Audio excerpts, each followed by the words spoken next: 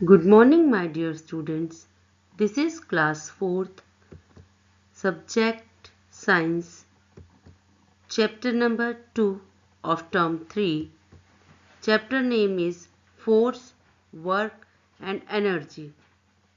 This is lecture number 1 of this chapter. Points to be covered in today's lecture. What is force?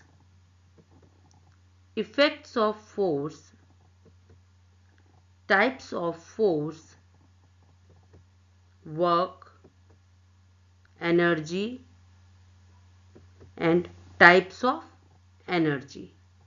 All these points we are going to cover in today's lecture.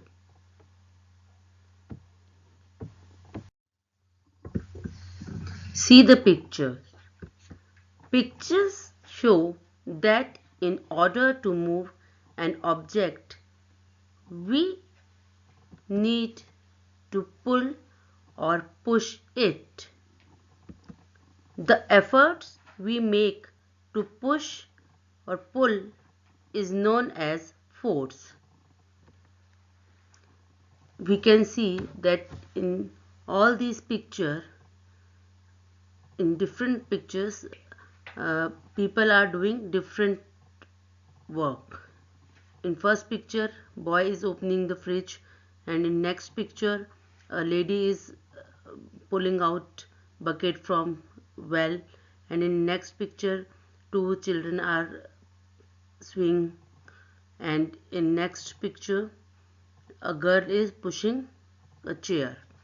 तो इन सब pictures में आप देख रहे हैं कि सभी लोग कुछ ना कुछ ऑब्जेक्ट को पुल कर रहे हैं या पुश कर रहे हैं। तो किसी भी चीज़ पर हम कोई एफर्ट्स लगाते हैं उसे पुश करने के लिए या पुल करने के लिए, मीन्स खींचने के लिए या उसे धकेलने के लिए, तो इस एफर्ट को हम फोर्स कहते हैं। The efforts we make to push और pull is known as force. तो जो एफर्ट्स हम किसी चीज़ को पुश करने में या पुल करने में लगाते हैं उसे हम फोर्स कहते हैं। Effects of force. Force can move the object at rest. For example, when you kick a ball, it moves. Force के क्या क्या इफेक्ट्स होते हैं? जब हम फोर्स किसी रेस्टिंग ऑब्जेक्ट, मतलब जो अगर कोई ऑब्जेक्ट जो रेस्ट मोड में है, जो मूविंग में नहीं है, रेस्ट मोड में है, हम जब उस पर फोर्स लगाते हैं तो वो मूव करने लगता है। जैसे एग्जांपल, अगर हम किसी बॉल को, जैसे फुटबॉल खेल रहे हैं या किसी भी तरह बॉल खेल रहे हैं, अगर बॉल हमने बीच में रखी है तो वो बॉल रेस्टिंग मोड में है, और जब हम उस पर फोर्स लगाते हैं, उसे किक करते हैं, पैर से उसे किक करते हैं, तो ये मूविंग मोड में आ जाती है।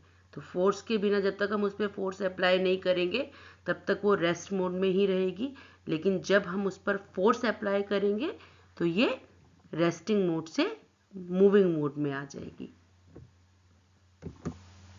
Force can stop a moving object. For example, putting your leg in front of a moving ball, you can stop it. इसके ऑपोजिट, अगर हम फोर्स लगाते हैं तो हम किसी भी मूविंग ऑब्जेक्ट को फोर्स लगाकर रोक भी सकते हैं। एग्जाम्पल, अगर हम कभी जैसे फुटबॉल खेल रहे होते हैं तो जब मूविंग होती है बॉल, हम उसे अपने लेग से रोक सकते हैं। तो मूविंग बॉल है, जब हमने उस पर अपने लेग से रोका तो वो रेस्ट मोड में आ गई। तो इस तरह से फोर्स, किसी भी मूविंग ऑब्जेक्ट पर फोर्स लगाकर हम उसे स्टॉप कर सकते हैं, और किसी भी रेस्टिंग मोड पे जब कोई ऑब्जेक्ट है तो फोर्स लगाकर उसे मूव करा सकते हैं। Force can change the direction of a moving object. Force लगाने पर हम किसी भी मूविंग ऑब्जेक्ट की डायरेक्शन चेंज भी कर सकते हैं. Like in this picture, for example, in the given figure, the moving object is the football, which changes its direction on applying force. इस पिक्चर में जैसे देख रहे हैं हम कि बच्चे खेल रहे हैं, तो जब बॉल मूविंग है तो बच्चे अपने पैरों से उस मूविंग ऑब्जेक्ट पर फोर्स लगाकर उस बॉल की डायरेक्शन चेंज कर रहे हैं. आप लोग भी जब खेलते हैं तो जब फुटबॉल खेलते हैं तो उसमें बॉल जो है वो मूविंग ऑब्जेक्ट होती है और आप उस पर पैर से फोर्स लगाते हैं और उसे डायरेक्शन चेंज कर लेते हैं. सेम ऐसे ही क्रिकेट में भी आपके पास सामने डायरेक्शन में बॉल आती है और आप बैट के थ्रू उस पर फोर्स लगाते हैं, अप्लाई करते हैं और बॉल की डायरेक्शन चेंज कर देते हैं. Force can change the shape of an object. Force लगाने पर किसी भी ऑब्जेक्ट की शेप भी चेंज हो जाती है. For example, when you apply force, the shapes of spring and sponge change. अगर हम इसमें एग्जाम्पल में देखें कि एक स्प्रिंग है और एक स्पॉन्ज है, जब हम इस पर फोर्स अप्लाई करते हैं, इसको पुल करते हैं, जब हम स्प्रिंग को पुल करते हैं, खींचते हैं, तो इसकी शेप चेंज हो जाती है. ऐसे ही जब हम स्पॉन्ज है, अगर हम इसको पुश करते हैं, इसको दबाते हैं, तो इसकी शेप जो है चेंज हो जाती है और इसको ये जो स्पॉन्ज है ये बिल्कुल एकदम दब जाता है.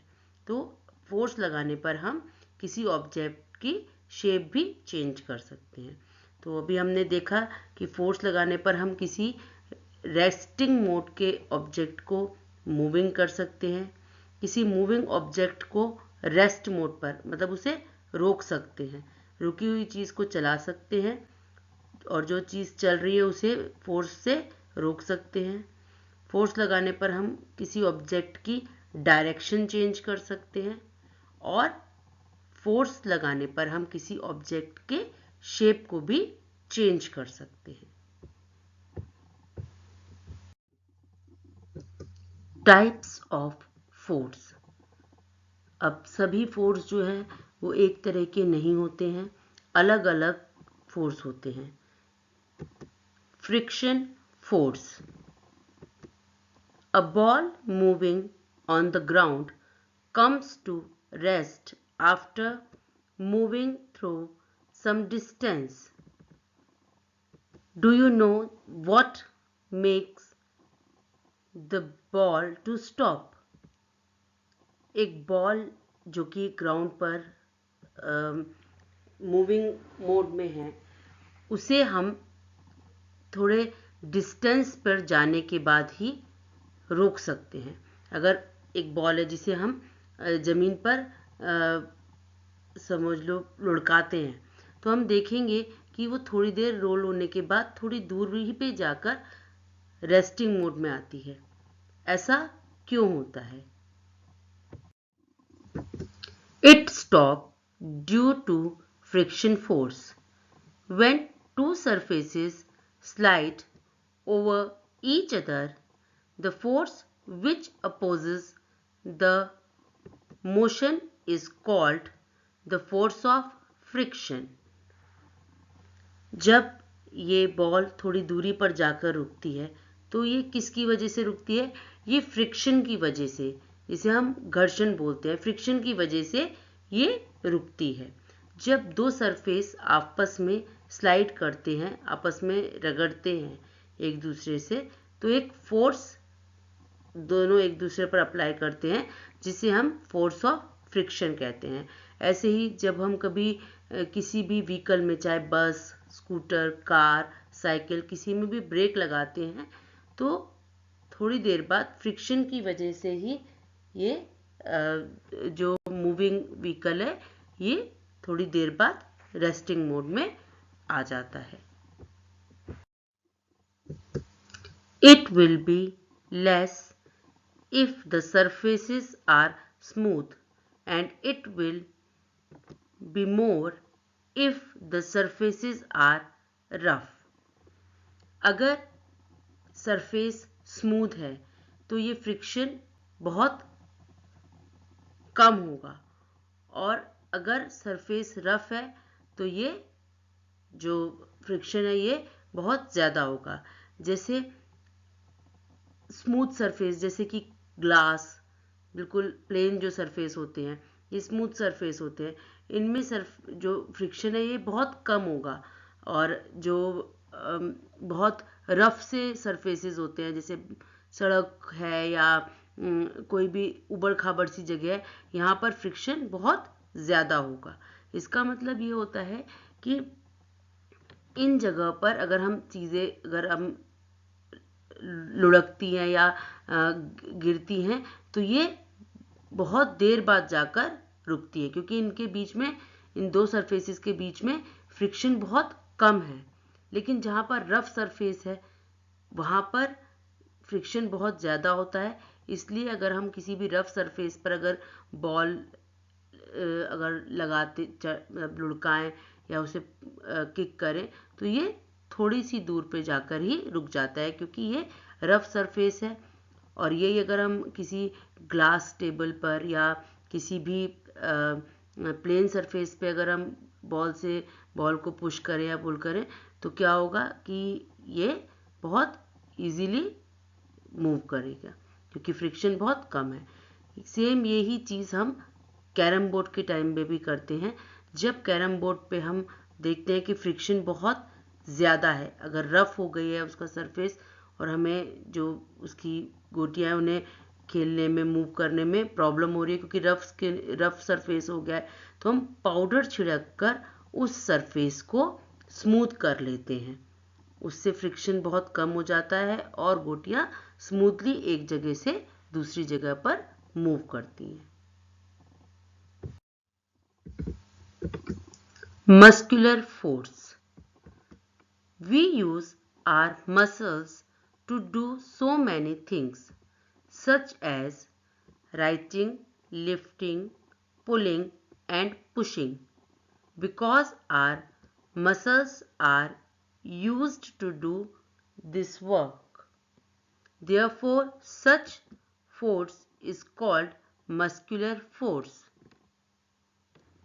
हमारे जो मसल्स हैं वो बहुत से काम करते हैं, लाइक राइटिंग, लिफ्टिंग मीन्स उठाना, पुलिंग एंड पुशिंग, क्योंकि हम अपना जो बॉडी है उसमें हम मसल से ही काम करते हैं, हमारे मसल्स ही हमारे ये सब काम करते हैं, इसलिए इसे मस्कुलर फोर्स कहते हैं। जो फोर्स हम अपने मसल्स के थ्रू लगाते हैं किसी चीज़ को उठाने में, लिखने में या कुछ भी पुल पुश करने में, उसे मस्कुलर फोर्स कहते हैं। Now electrostatic force. Materials like plastics create some types of force.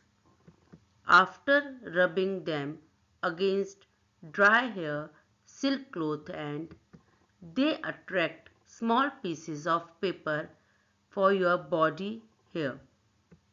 This force is known as electrostatic force. Lightning and thunder are also caused by it. एक नेक्स्ट जो फोर्स है वो है इलेक्ट्रोस्टैटिक फोर्स. कुछ material like plastic, या अगर हम plastic का कॉम भी ले लें और जब हम उसे किसी भी ऐसे ड्राई हेयर या सिल्क क्लॉथ पे जब हम उसे रब करते हैं, कंटिन्यूस उसे रब करते हैं, उसके बाद हम अगर उसे स्मॉल पीस, जो पेपर के स्मॉल पीसेस हैं उसकी तरफ लेके जाएंगे तो हम देखेंगे कि ये अपने आप ही जो उस पेपर के टुकड़े हैं ये उसकी तरफ अट्रैक्ट हो रहे हैं। तो ये जो अट्रैक्शन है ये इलेक्ट्रोस्टैटिक फोर्स की वजह से ही है। लाइटनिंग और थंडर जो होता है, जब बादल में बिजली कड़कती है तूफान के टाइम में, तो ये भी इलेक्ट्रोस्टैटिक फोर्स की वजह से ही पॉसिबल है। In this picture you can see there is a plastic comb, and after rubbing plastic comb on a silk cloth or on our hair, the plastic comb is attracting some pieces of paper. This is because of electrostatic force. ये जो com है plastic की, ये छोटे छोटे जो paper के PCs हैं उनको अपनी तरफ अट्रैक्ट करता है। अगर हम उसे एक सिल्क क्लॉथ पे अगर रब करें तो ये इलेक्ट्रोस्टैटिक फोर्स की वजह से ही पॉसिबल है। ग्रेविटेशनल फोर्स, इसे हम हिंदी में गुरुत्वाकर्षण बल भी कहते हैं। You should know the Hindi name also. Hindi में गुरुत्वाकर्षण force and in English gravitational force. Whenever we throw an object high in the air, we see that it comes back to the earth. It is because the earth attracts the object towards it with a force known as gravitational force. हमने देखा है कि हम अगर किसी भी चीज़ को ऊपर की तरफ उछालते हैं, चाहे वो बॉल हो चाहे कोई भी चीज़ हो, वो सभी अर्थ की तरफ, नीचे ज़मीन की तरफ वापस आती हैं। कुछ भी चीज़ ऐसी नहीं है कि अगर हम ऊपर छोड़ दें तो वो ऊपर ही रहेगी। सभी चीज़ें नीचे अर्थ की तरफ वापस आती हैं। ये इसलिए होता है क्योंकि अर्थ हर चीज़ पर एक फोर्स अपनी तरफ अट्रैक्ट करने के लिए एक फोर्स लगाती है, जिसे हम ग्रेविटेशनल फोर्स कहते हैं। इसी फोर्स की वजह से जब भी हम कोई चीज़ ऊपर की तरफ उछालते हैं तो वो इस फोर्स की वजह से अर्थ की तरफ वापस आती है। इसे हम ग्रेविटेशनल फोर्स कहते हैं। इस पिक्चर में हमें दिख रहा है कि जो एक बॉय है, इसने अगर किसी भी चीज़, एक बॉल को ऊपर की तरफ उछाला, लेकिन बाद में ये बॉल अर्थ की तरफ ग्रेविटेशनल फोर्स की वजह से वापस आ जाती है। Work, when we apply force on an object, we say that the work is done. We use and define the term work differently in science than in ordinary life. According to science, work is done only when a force is applied on an object and moves it through some distances. जब भी हम किसी चीज़ पर कोई force apply करते हैं तो हम कहते हैं कि वर्क हुआ है, काम हुआ है। हम साइंस में जब वर्क को डिफाइन करते हैं या टर्म मतलब इस वर्ड को यूज़ करते हैं, तो इसका मीन्स ऑर्डिनरी लाइफ में जो हम वर्क है उससे डिफरेंट होता है। जब हम ऑर्डिनरी लाइफ में वर्क बोलते हैं उसके बहुत अलग मीनिंग होते हैं, और हम जो वर्क का मीनिंग साइंस में यूज़ करते हैं उसका डिफरेंट मीनिंग होता है। अकॉर्डिंग टू साइंस, वर्क सिर्फ तब होता है जब हम कोई फोर्स अप्लाई करते हैं कुछ, एंड इसे कुछ डिस्टेंस से हम इसको अप्लाई करते हैं और ये मूव करती है चीज़, तभी हम ये मानते हैं कि एक ऑब्जेक्ट पर कुछ काम हुआ है। Now we will try to understand this by an example. If you try to push a wall with all your force, it does not move. Here, force is applied, but work is not done as there is no movement or displacement of the wall. अगर हम एक wall पर को push करते हैं, पूरे force के साथ उसे पुश करते हैं, तो ये वॉल अपनी जगह से मूव नहीं करती है। अब इस पूरे एग्जाम्पल में फोर्स तो लगा, लेकिन क्योंकि अपनी जगह से वो वॉल जो है वो मूव नहीं की, कोई मूवमेंट या कोई डिस्प्लेसमेंट मतलब अपनी जगह से हटना, ऐसा कुछ नहीं हुआ। इसलिए हम ये कहेंगे कि इसमें इस एग्जाम्पल में फोर्स तो अप्लाई हुआ है लेकिन वर्क नहीं हुआ, क्योंकि मूवमेंट नहीं हुआ, मूवमेंट नहीं हो पाया। इसलिए हम ये मानेंगे कि इस एग्जाम्पल में मूवमेंट नहीं था, इसलिए कोई वर्क नहीं हुआ। So we can say work done depends on two things. काम हुआ है ये दो चीजों पर डिपेंड करता है। Amount of force applied on an object, एक ऑब्जेक्ट पर कितना फोर्स लगाया गया है। The distance through which the object moves, और कितने डिस्टेंस से कोई भी ऑब्जेक्ट मूव कर पाया है। If any one of these two conditions is not met, then it is said that work is not done. अगर ये दोनों कंडीशन आपस में मिलती नहीं है, मीन्स फोर्स लगाया है लेकिन मूव नहीं हुआ, और मूव हो गया है फोर्स नहीं लगाया, इन दोनों में से अगर कोई भी चीज मिल नहीं रही है तो हम ये मानेंगे कि वर्क नहीं हुआ है। Now energy. Energy is the ability to do work. All types of work like running, lifting heavy load, climbing, reading, talking, etc. require energy. Energy means होता है किसी भी काम को करने की एबिलिटी, किसी भी काम को करने की क्षमता, इसे हम एनर्जी कहते हैं। कुछ भी चीज़, चाहे वो रनिंग हो, हैवी चीज़ को उठाना हो, क्लाइंब करना हो मतलब चढ़ना हो, रीड करना हो, बात करना हो, सभी चीज़ों के लिए एनर्जी की ज़रूरत होती है।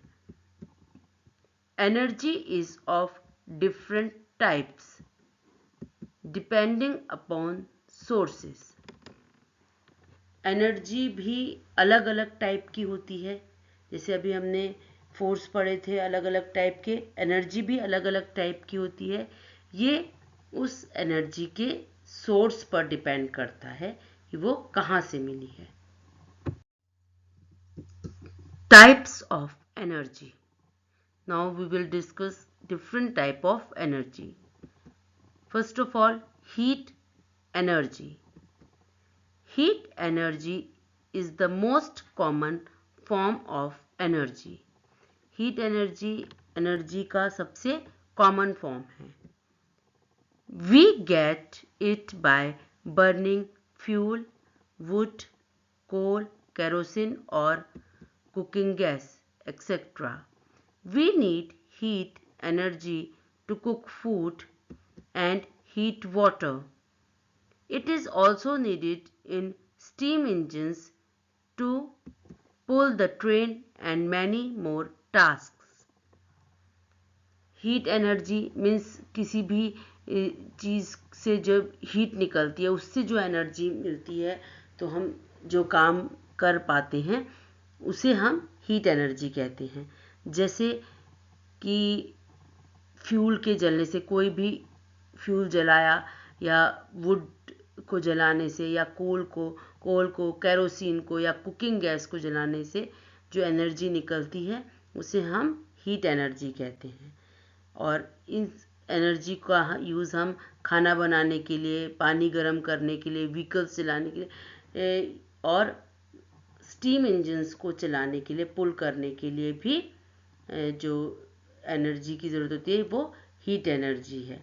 इसके अलावा और भी बहुत सी चीज़ें हैं जो हम हीट एनर्जी से करते हैं। Electric energy, energy that comes from electricity is called electric energy. It is used in houses, schools, hospitals, offices, metro trains and many other places. Electric energy, ये इलेक्ट्रिक एनर्जी हमें electricity से मिलती है, इसे हम इलेक्ट्रिक एनर्जी कहते हैं। जो एनर्जी हमें इलेक्ट्रिसिटी से मिलती है उसे हम इलेक्ट्रिक एनर्जी बोलते हैं। इसका यूज़ हम हाउसेज में, schools, hospital, offices, metro train और भी बहुत जगह करते हैं। सभी जगह आपको पता है इलेक्ट्रिसिटी के बिना काम नहीं होता, तो इसी इलेक्ट्रिक एनर्जी इन्हीं से हम इसका यूज़ अलग अलग जगह पर करते हैं।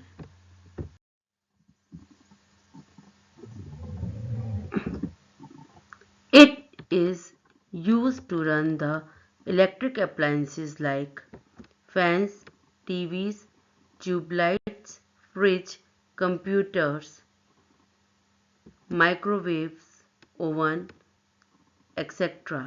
We cannot imagine life without electricity.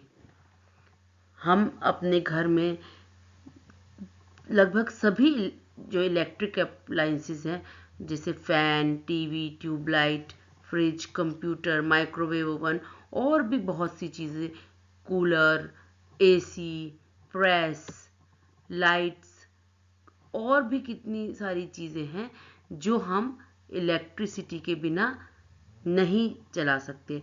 हम अपनी लाइफ को विदाउट इलेक्ट्रिसिटी इमेजिन भी नहीं कर सकते कि बिना इलेक्ट्रिसिटी के हम कैसे रह सकते हैं।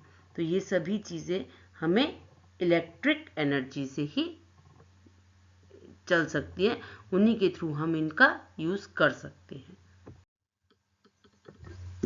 Muscular energy, it is the energy present in our muscles which helps us to do all the work. We get this energy by eating food. We also use the muscular energy of animals to carry loads. Camel, ox, horse and donkey are some of the animals which carry loads for us by using their muscular energy. हम अपने muscles का जो use है वो हम उसकी help से हम सभी काम करते हैं। और ये जो मस्कुलर एनर्जी जो है, जो हमने फोर्स देखा था, मस्कुलर फोर्स जब हम अपने मसल से लगाते हैं, वो फोर्स लगाने के लिए हमें एनर्जी की भी ज़रूरत पड़ती है। और ये जो एनर्जी है वो हमें खाना खाने से ही मिलती है। इसीलिए हम कहते हैं कि हेल्दी खाना खाना चाहिए, तो हम हेल्दी रहते हैं। We can do more and more work, so we have to eat healthy food. तो इसके अलावा हम एनिमल्स की मस्कुलर एनर्जी को भी यूज़ करते हैं भारी लोड्स उठाने के लिए, like camel, ox, horse, donkey. हम इन सभी एनिमल्स को का यूज़ करते हैं लोड्स उठाने के लिए। तो हम उसमें इन एनिमल्स के मस्कुलर एनर्जी का ही यूज़ करते हैं, उसी की हेल्प से ये काम कर सकते हैं। This is all about today's lecture. Now we will do recall of today's lecture.